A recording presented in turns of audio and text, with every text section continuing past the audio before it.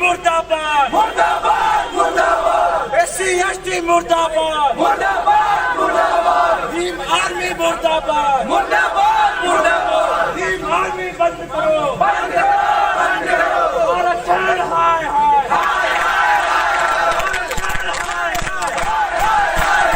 आरक्षण हाय हाय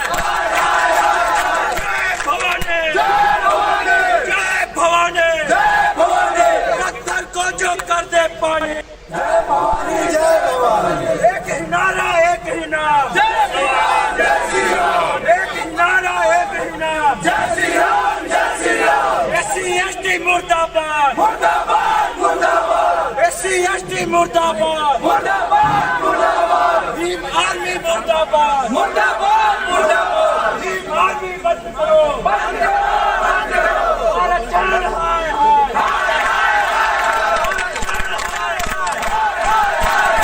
आरक्षण हाय हाय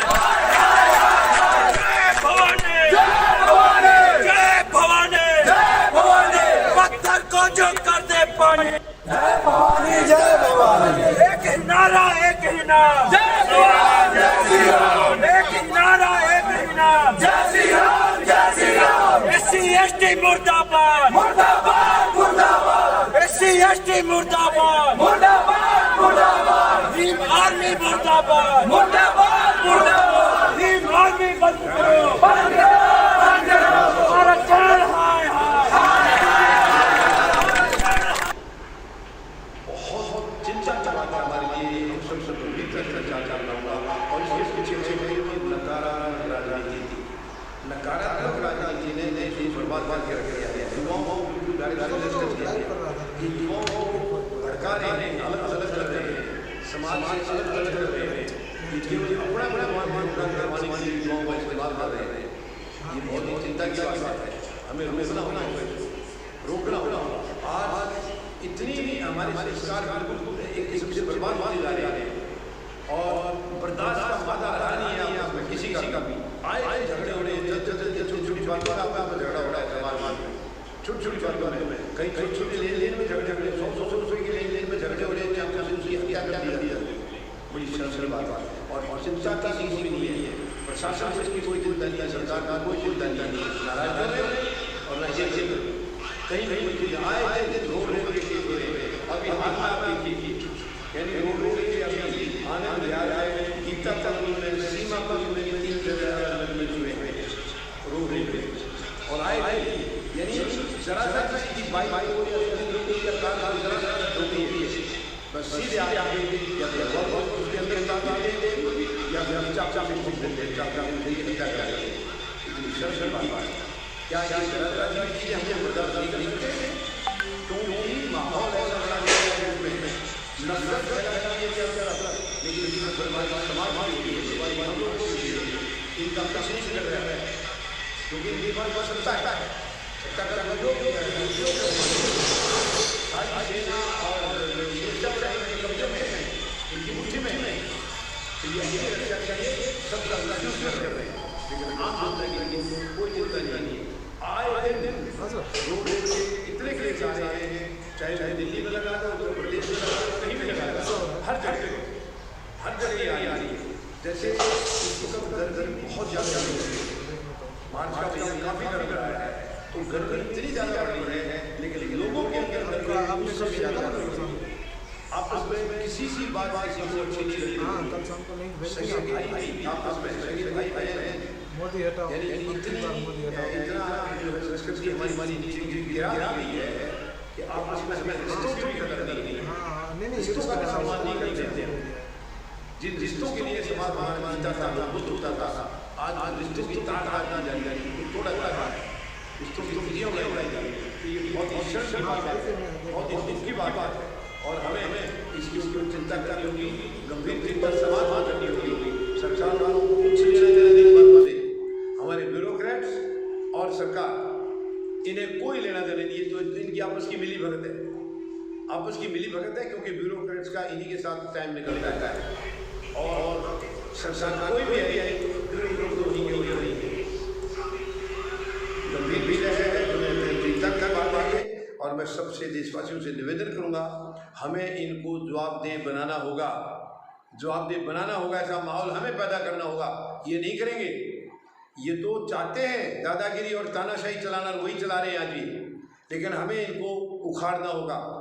ये दादागिरी और तानाशाही की हमारे देश में कोई जगह नहीं है। भारत सबसे बड़ा लोकतांत्रिक देश है, लेकिन इसको इन्होंने ऐसे हालात में पहुंचा दिया है, ऐसा माहौल बना दिया है देश के अंदर कि आज किसी को किसी से ना कोई चीज़ कहने की कोई ज़रूरत पड़ती है, और जो कहता है तो उसको खाने को आता है, कोई बर्दाश्त नहीं कर रहा है। ये बहुत ही शर्म की बात है, बहुत शर्म की बात है। हमें इकट्ठे होकर के इस सरकार को, इस मानसिकता की सरकार को आउट करना होगा, निकालना होगा, भगाना होगा, ताकि ये देश बच सके, ताकि इस देश का गरीब मजदूर जवान किसान बच सके, ताकि वो एक अच्छा माहौल ले सके, अच्छे माहौल में जी सके। ऐसा हमें करना होगा। तो मेरी पूरे देशवासियों से निवेदन है कि ऐसी सरकार को आगे रहने का कोई अधिकार नहीं है, और हमें एक सच्ची ईमानदार सरकार का गठन करना होगा। उम्मीद है मेरी बातों से आप सहमत होंगे और आप घरों से बाहर निकल करके फौजी जनता पार्टी का हिस्सा बनेंगे और महान शहीदों के सपनों के भारत का निर्माण करने में अपनी अहम आहुति आप डालेंगे। धन्यवाद। जय जवान, जय किसान, जय हिंद।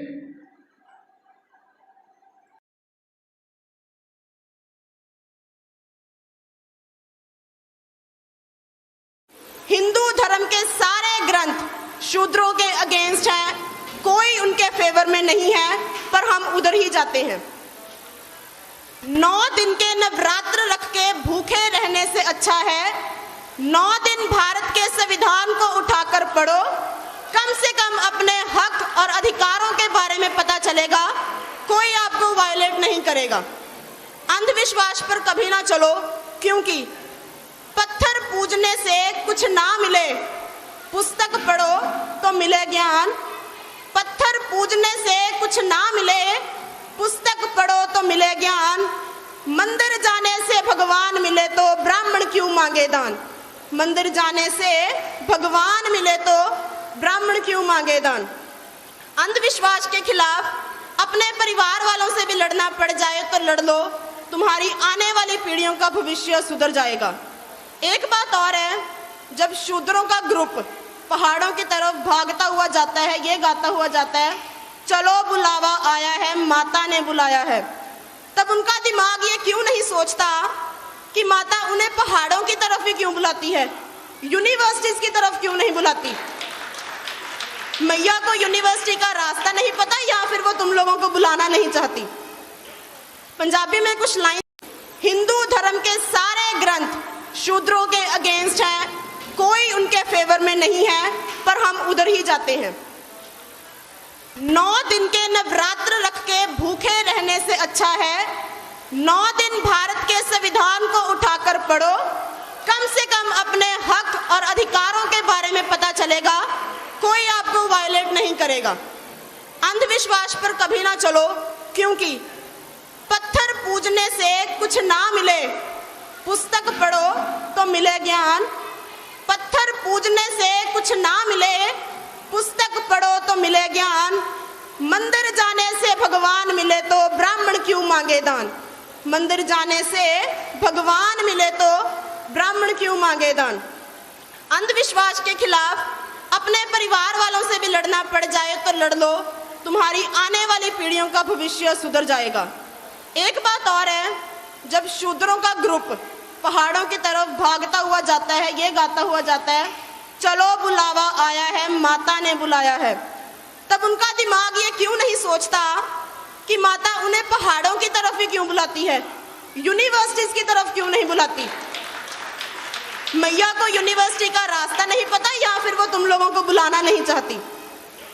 पंजाबी में कुछ लाइन, हिंदू धर्म के सारे ग्रंथ शूद्रों के अगेंस्ट हैं, कोई उनके फेवर में नहीं है, पर हम उधर ही जाते हैं। 9 दिन के नवरात्र रख के भूखे रहने से अच्छा है 9 दिन भारत के संविधान को उठाकर पढ़ो, कम से कम अपने हक और अधिकारों के बारे में पता चलेगा, कोई आपको वायलेट नहीं करेगा। अंधविश्वास पर कभी ना चलो, क्योंकि पूजने से कुछ ना मिले, पुस्तक पढ़ो तो मिले ज्ञान। पत्थर पूजने से कुछ ना मिले, पुस्तक पढ़ो तो मिले ज्ञान। मंदिर जाने से भगवान मिले तो ब्राह्मण क्यों मांगे दान। मंदिर जाने से भगवान मिले तो ब्राह्मण क्यों मांगे दान। अंधविश्वास के खिलाफ अपने परिवार वालों से भी लड़ना पड़ जाए तो लड़ लो, तुम्हारी आने वाली पीढ़ियों का भविष्य सुधर जाएगा। एक बात और है, जब शूद्रों का ग्रुप पहाड़ों की तरफ भागता हुआ जाता है, ये गाता हुआ जाता है, चलो बुलावा आया है, माता ने बुलाया है, तब उनका दिमाग ये क्यों नहीं सोचता कि माता उन्हें पहाड़ों की तरफ ही क्यों बुलाती है। जय भवानी जय भवानी। एक ही नारा एक ही नाम, जय श्री राम जय श्री राम। एक ही नारा एक ही नाम, जय श्री राम जय श्री राम। SC ST मुर्दाबाद, मुर्दाबाद मुर्दाबाद। SC ST मुर्दाबाद, मुर्दाबाद मुर्दाबाद। भीम आर्मी मुर्दाबाद, मुर्दाबाद मुर्दाबाद। भीम आर्मी बंद करो।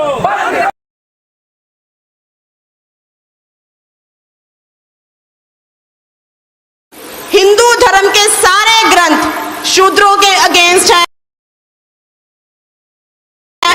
कोई उनके फेवर में नहीं है, पर हम उधर ही जाते हैं।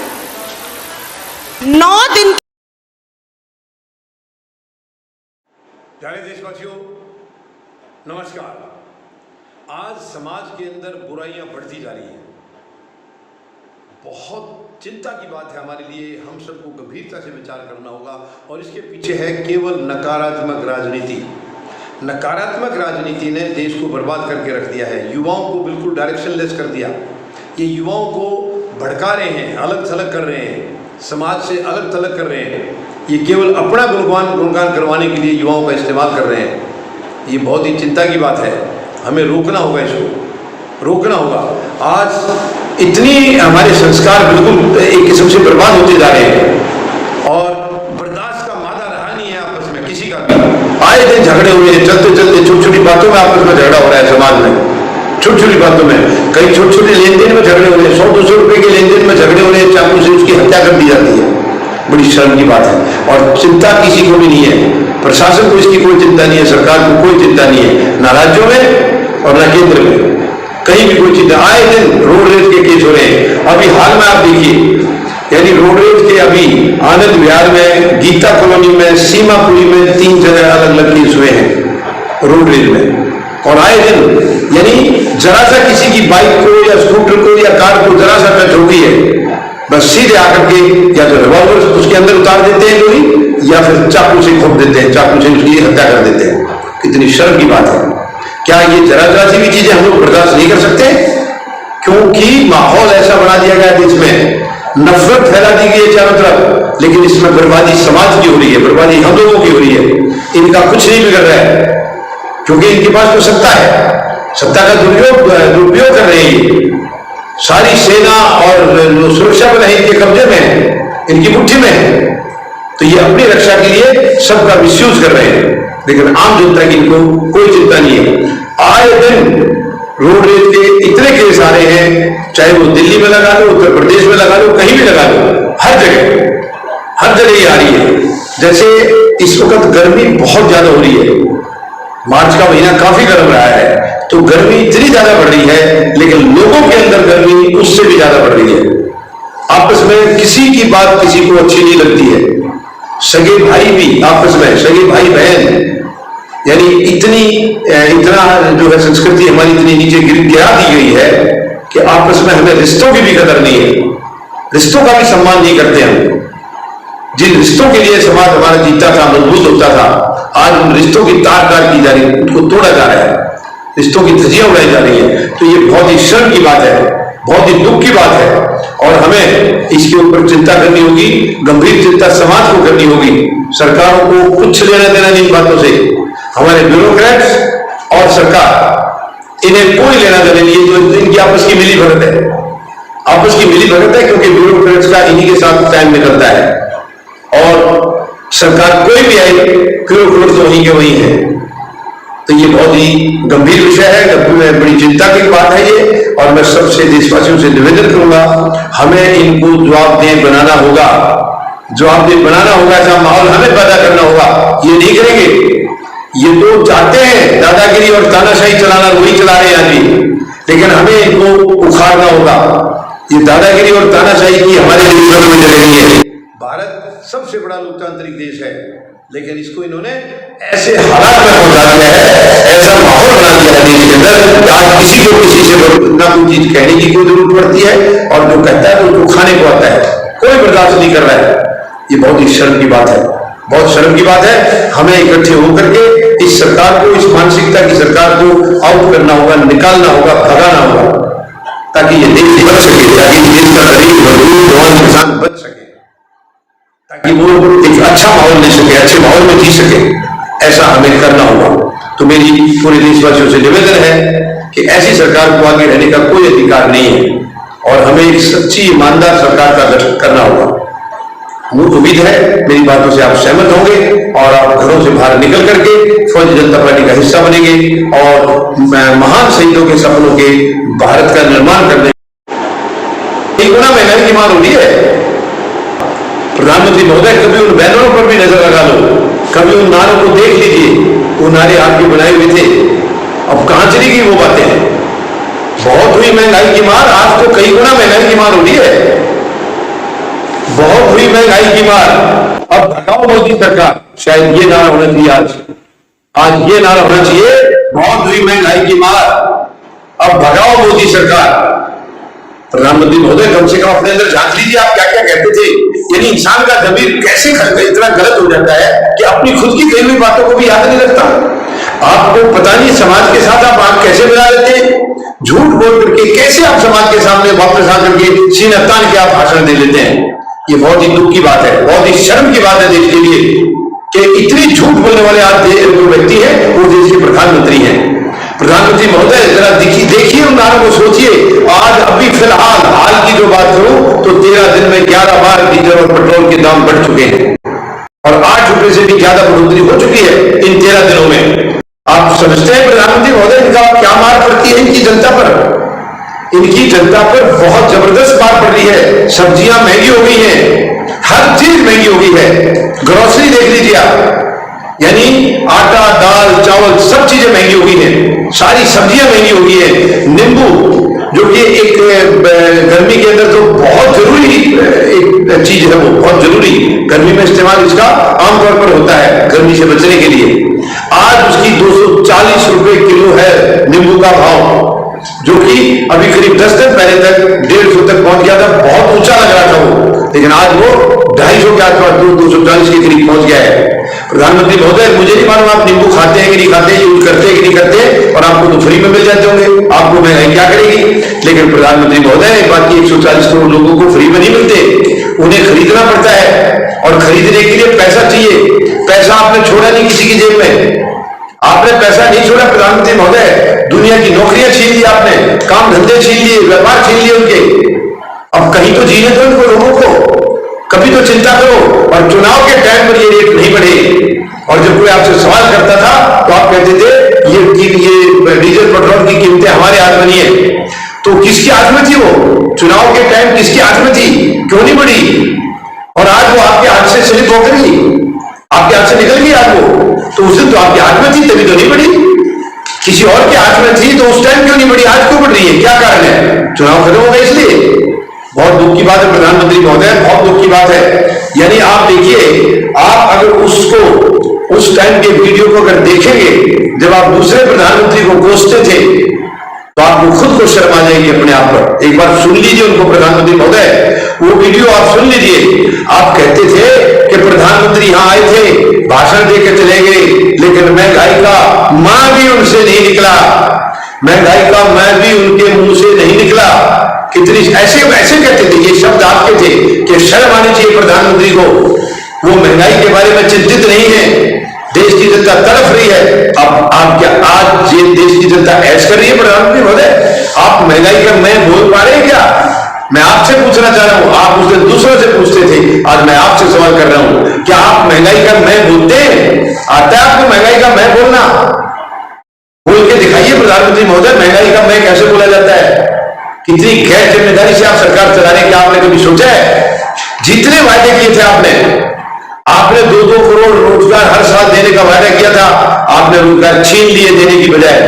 आपने काला धन 100 दिन के अंदर ला करके 15-20 लाख रुपए सबके खाते में देने का कहा था, आपने खातों से निकाल लिए। पैसे डालने की बजाय खातों से निकाल लिया आपने। नोटबंदी करके कंगाल कर दिया आपने लोगों को। कितने लोग मौत के घाट उतर गए उस दौरान में। प्रधानमंत्री महोदय, क्या आपको दर्द है इन चीजों का? महसूस है आपको इन बातों का कि आपने क्या कर दिया है, देश को कहां पहुंचा दिया है? ये बहुत बड़ी चिंता की बात है देश के लिए। अब देश को सोचना होगा कि ऐसे प्रधानमंत्री को देश पर शासन करने का हक है या नहीं है। जो देश की चिंता 1 मिनट भी ना करे, देशवासियों की चिंता 1 मिनट भी ना करे, उस व्यक्ति को कम से कम देश पर शासन करने का कोई अधिकार नहीं है। लेकिन जमीर हो किसी का तो वो खुद ही पर छोड़ दे, लेकिन जमीर भी मर चुका है लगता है। यहां तो चिंता नाम की कोई चीज नहीं है। कहां गए वो नारे? कहां गए वो नारे? रोजगार जो है देने के लिए आपने अलग अलग नारे लगाए थे, महंगाई के बारे में अलग लगाए, बहनों की, हमारी बेटियों की सुरक्षा के बारे में अलग लगाए थे। वो सारी बातें कहां चली गई? सब हवाई हो गई है, सब बातें हवा में चली गई। आप उस वक्त की सरकारों को इतनी बुरी तरह कोसते थे, तो आज दूसरे प्रधानमंत्री को कोसते थे, तो आपको खुद को शर्म आ जाएगी अपने आप पर। एक बार सुन लीजिए उनको, प्रधानमंत्री महोदय, वो वीडियो आप सुन लीजिए। आप कहते थे कि प्रधानमंत्री यहां आए थे, भाषण देकर चले गए, लेकिन महंगाई का मां भी उनसे नहीं निकला, महंगाई का मैं भी उनके मुंह से नहीं निकला। कितनी ऐसे कहते थे, ये शब्द आपके थे कि शर्म आनी चाहिए प्रधानमंत्री को।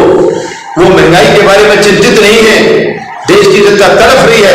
अब आप क्या आज ये देश की जनता ऐश कर रही है? प्रधानमंत्री महोदय, आप महंगाई का मैं बोल पा रहे हैं क्या? मैं आपसे पूछना चाह रहा हूं, आप उस दिन दूसरों से पूछते थे, आज मैं आपसे सवाल कर रहा हूं, क्या आप महंगाई का मैं बोलते हैं? आता है आपको महंगाई का मैं बोलना? बोल के दिखाइए प्रधानमंत्री महोदय, महंगाई का मैं कैसे बोला जाता है? कितनी गैर जिम्मेदारी से आप सरकार चला रहे हैं, क्या आपने कभी सोचा है? जितने वायदे किए थे आपने 2-2 करोड़ रोजगार हर साल देने का वायदा किया था, आपने रोजगार छीन लिए देने की बजाय। आपने काला धन 100 दिन के अंदर ला करके 15-20 लाख रुपए सबके खाते में देने का कहा था, आपने खातों से निकाल लिए। पैसे डालने की बजाय खातों से निकाल लिया आपने। नोटबंदी करके कंगाल कर दिया आपने लोगों को। कितने लोग मौत के घाट उतर गए उस दौरान में। प्रधानमंत्री महोदय, क्या आपको दर्द है इन चीजों का? महसूस है आपको इन बातों का कि आपने क्या कर दिया है, देश को कहां पहुंचा दिया है? ये बहुत बड़ी चिंता की बात है देश के लिए। अब देश को सोचना होगा कि ऐसे प्रधानमंत्री को देश पर शासन करने का हक है या नहीं है। जो देश की चिंता 1 मिनट भी ना करे, देशवासियों की चिंता 1 मिनट भी ना करे, उस व्यक्ति को कम से कम देश पर शासन करने का कोई अधिकार नहीं है। लेकिन जमीर हो किसी का तो वो खुद ही पर छोड़ दे, लेकिन जमीर भी मर चुका है लगता है। यहां तो चिंता नाम की कोई चीज नहीं है। कहां गए वो नारे? कहां गए वो नारे? रोजगार जो है देने के लिए आपने अलग अलग नारे लगाए थे, महंगाई के बारे में अलग लगाए थे, बहनों की, हमारी बेटियों की सुरक्षा के बारे में अलग लगाए थे। वो सारी बातें कहां चली गई?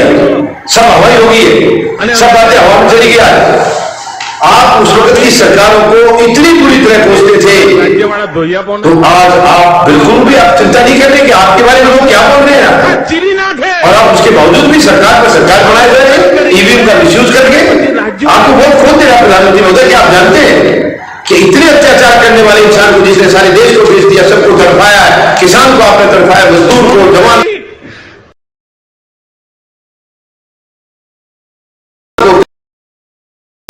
सबको तड़पाया आपने, तो वोट कौन दे रहा? कौन दे रहा वोट? मैं पूछना चाहूंगा। और आज विपक्ष, तमाम का तमाम विपक्ष आपके साथ मिला हुआ है। साजिश है ये सरकार और विपक्ष की। कोई विपक्ष सवाल करने के लिए तैयार नहीं है कि ईवीएम का गलत है। चिंता करो और चुनाव के टाइम पर ये रेट नहीं बढ़े। और जब कोई आपसे सवाल करता था तो आप कहते थे ये डीजल पेट्रोल की कीमतें हमारे हाथ में नहीं है। तो किसके हाथ में थी वो? चुनाव के टाइम किसके हाथ में थी? क्यों नहीं बढ़ी? और आज वो आपके हाथ से स्लिप हो गई, आपके हाथ से निकल गई आज वो। तो उस दिन तो आपके हाथ में थी, तभी तो नहीं बढ़ी। किसी और के हाथ में थी तो उस टाइम क्यों नहीं बढ़ी, आज क्यों बढ़ रही है? क्या कारण है? चुनाव खत्म हो गए इसलिए। भाइयों आप सुन लीजिए, आप कहते थे कि प्रधानमंत्री यहां आए थे, भाषण देकर चले गए, लेकिन मैं ये आप अगर उसको उस टाइम के वीडियो को अगर देखेंगे जब आप दूसरे प्रधानमंत्री को कोसते थे, तो आपको खुद को शर्म आ जाएगी अपने आप। मोंगवारी કઈ સ્થિતિએ પહોંચી છે મિત્રો. ગરીબના ઘરમાં ચૂલો ન સળગે એવી હાલત પેદા કરી છે. અને ઓછામાં પૂરું ડીઝલ, કેરોસીન, રાંધણ ગેસ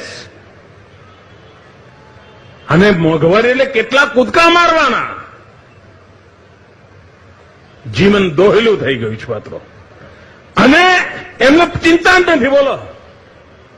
અને હવે એમણે નવું કાઢ્યું છે.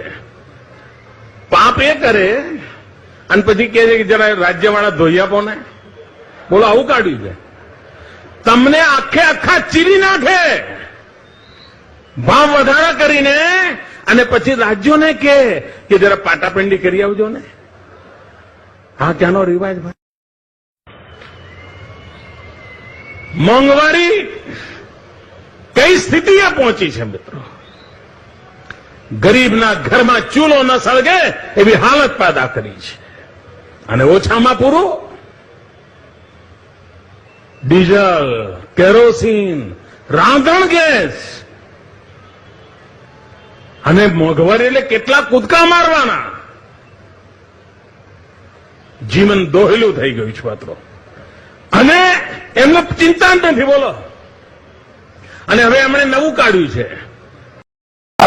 कितनी ऐसे ऐसे कहते थे, ये शब्द आपके थे कि शर्म आनी चाहिए प्रधानमंत्री को. वो महंगाई के बारे में चिंतित नहीं है. देश की जनता तड़फ रही है. अब आप क्या आज ये देश की जनता ऐश कर रही है प्रधानमंत्री महोदय? आप महंगाई का मैं बोल पा रहे हैं क्या?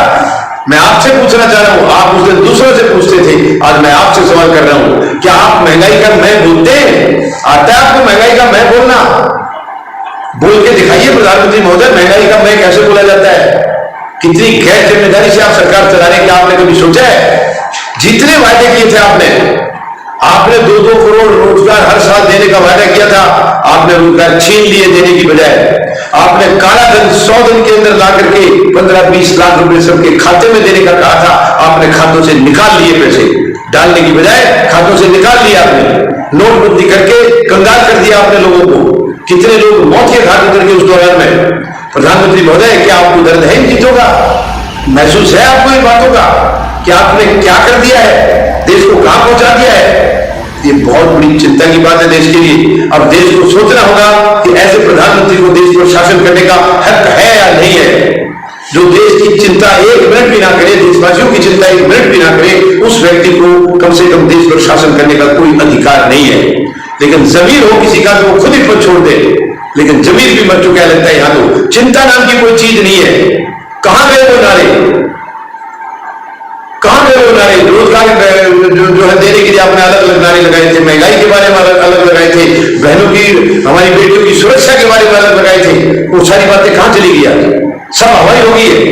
सब बातें हवा में चली गई.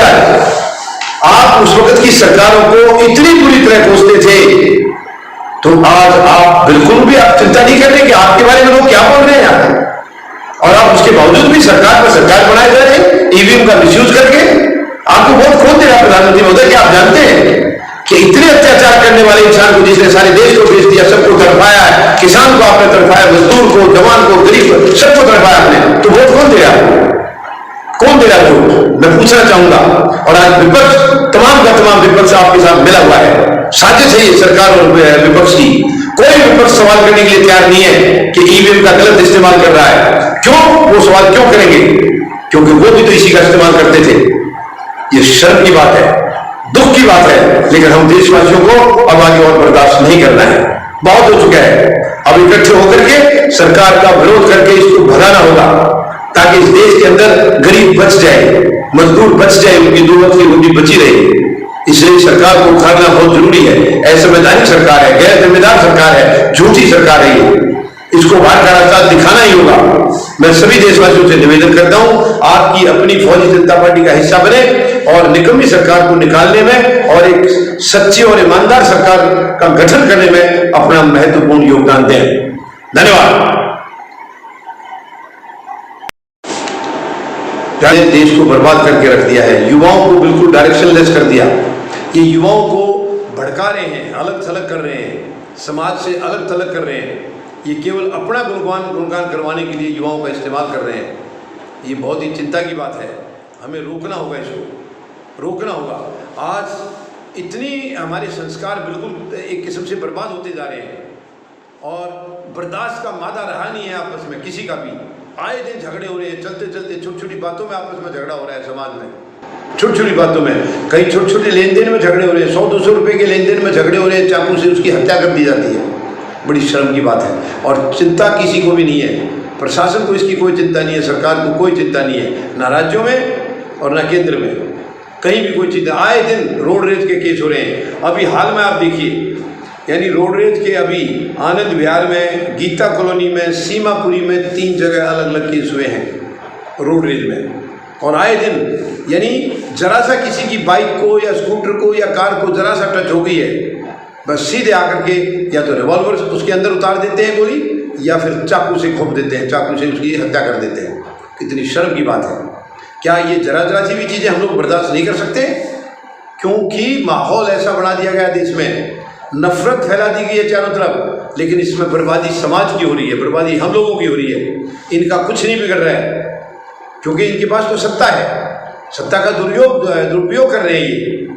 सारी सेना और जो सुरक्षा बल है इनके कब्जे में है, इनकी मुट्ठी में है, तो ये अपनी रक्षा के लिए सबका मिसयूज कर रहे हैं, लेकिन आम जनता की इनको कोई चिंता नहीं है। आए दिन रोड रेज के इतने केस आ रहे हैं, चाहे वो दिल्ली में लगा लो, उत्तर प्रदेश में लगा लो, कहीं भी लगा लो, हर जगह ही आ रही है।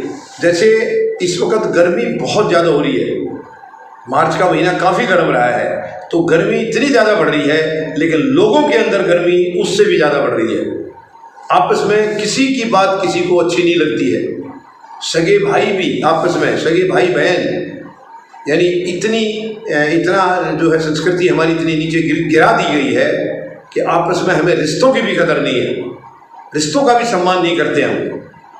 जिन रिश्तों के लिए समाज हमारा जीता था, मजबूत होता था, आज उन रिश्तों की तार की जा रही है, उनको तोड़ा जा रहा है, रिश्तों की धज्जियाँ उड़ाई जा रही हैं। तो ये बहुत ही शर्म की बात है, बहुत ही दुख की बात है और हमें इसके ऊपर चिंता करनी होगी, गंभीर चिंता समाज को करनी होगी।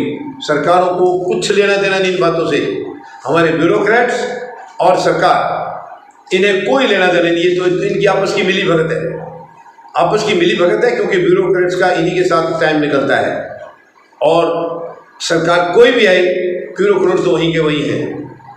तो ये बहुत ही गंभीर विषय है, बड़ी चिंता की बात है ये, और मैं सबसे देशवासियों से निवेदन करूंगा, हमें इनको जवाबदेह बनाना होगा, जवाबदेह बनाना होगा, ऐसा माहौल हमें पैदा करना होगा। ये नहीं करेंगे, ये तो चाहते हैं दादागिरी और तानाशाही चलाना, वही चला रहे हैं आज भी, लेकिन हमें इनको उखाड़ना होगा।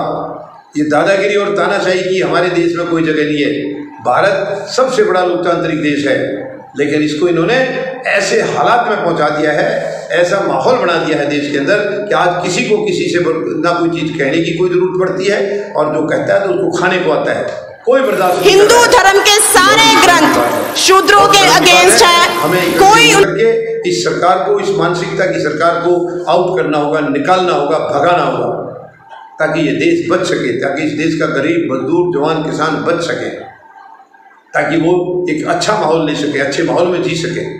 ऐसा हमें करना होगा। तो मेरी पूरे देशवासियों से निवेदन है कि ऐसी सरकार को आगे रहने का कोई अधिकार नहीं है, और हमें एक सच्ची ईमानदार सरकार का गठन करना होगा।